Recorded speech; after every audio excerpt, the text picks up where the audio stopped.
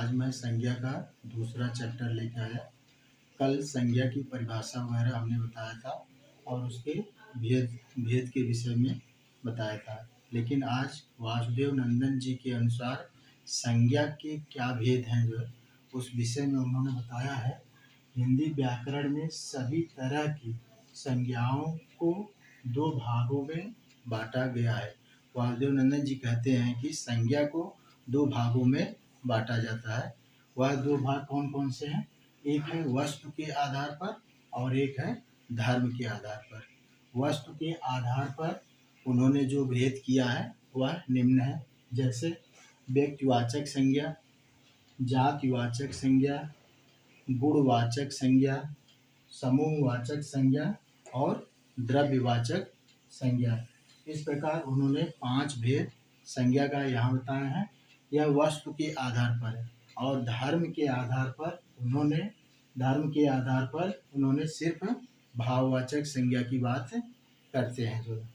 और वहीं उसी चीज़ को संज्ञा का भेद कामता प्रसाद गुरु जी जो बताते हैं, वह कहते हैं कि संज्ञा दो प्रकार से बांटी जा सकती है। एक भाववाचक संज्ञा और दूसरा जो पदार्थवाचक संज्ञा।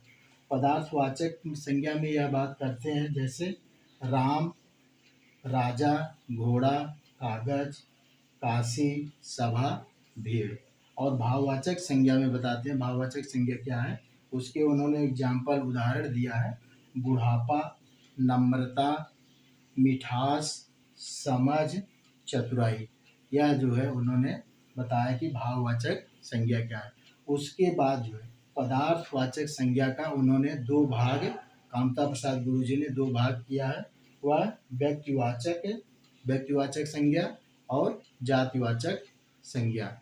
और थोड़ा सा आपको हम ये बताते हैं कि व्यक्ति संज्ञा का यानी कि जो व्यक्तिवाचक संज्ञा है, इन संज्ञाओं के उदाहरण सिर्फ हम बताएंगे। इसके विषय में हम अगले चैप्टर में यानी कि तीसरा जब भाग हम लेके आएंगे, वहाँ संज्ञाओं के विषय में विस्तृत रूप से हम अध्ययन करेंगे। अभी थोड़ा सा बस समझने के लिए हम चर्चा करेंगे कि व्यक्तिवाचक संज्ञा का उदाहरण, जैसे हम गांधी जी की बात करते हैं तो व्यक्तिवाचक संज्ञा में किसी एक व्यक्ति विशेष का जो है बोध होता है। जब हम गांधी जी की बात करते हैं, पूरे भारतवर्ष में ही क्या पूरे विश्व लेवल पे सिर्फ एक व्यक्ति का वहाँ पर बोध होता है। इसे व्यक्तिवाचक संज्ञा कहते हैं। फिर उसके बाद है जातिवाचक संज्ञा। जातिवाचक संज्ञा में पूरी किसी एक जात विशेष की बात हो जाती है। जैसे हम नदी की बात करते हैं, जब हम नदी की बात करते हैं, इसमें जो हजारों लाखों नदियाँ हैं सबकी बात, जैसे गंगा जी हो गई, यमुना जी हो गई। हमारे यहाँ जौनपुर ज़िले में जो है एक नदी हमारे यहाँ बहती है, जैसे हमारे पड़ोस में हमारे गांव से नदी निकलती है, सई नदी। तो इस तरह जो है किसी एक जात विशेष में जो है, जैसे नदी कह दिए, पूरी जाति का वहाँ बोध हो जाता है। फिर उसके बाद आपका जो है गुणवाचक संज्ञा में किसी गुण की बात होती है, गुणवाचक संज्ञा हो गई। फिर उसके बाद समूहवाचक संज्ञा में जहाँ पूरे समूह का बोध हो जाए। उदाहरण के लिए जैसे गुच्छा, जैसे अंगूर का गुच्छा हो गया, तो यहाँ पूरे एक गुच्छे में एक अंगूर सिंगल नहीं होगा, उसमें जो 10-20 यानी कि 10-5 अंगूर ऐसे होंगे, तो एक गुच्छा का रूप हुआ, वह समूहवाचक संज्ञा हुआ। फिर उसके बाद है द्रव्यवाचक संज्ञा। द्रव्यवाचक संज्ञा में जैसे दूध, तेल, पानी, लोहा, सोना, चांदी, दूध, पानी, तेल, यह जो है द्रव्यवाचक संज्ञा के रूप में आ जाते हैं। आज इस चैप्टर को दूसरा भाग है संज्ञा का, इसको आज यहीं समाप्त करेंगे।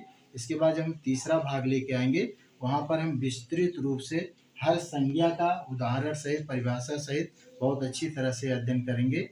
आप हमारे चैनल को लाइक करिए, शेयर करिए, सब्सक्राइब करिए और अपना प्यार बनाए रखिए। नमस्कार।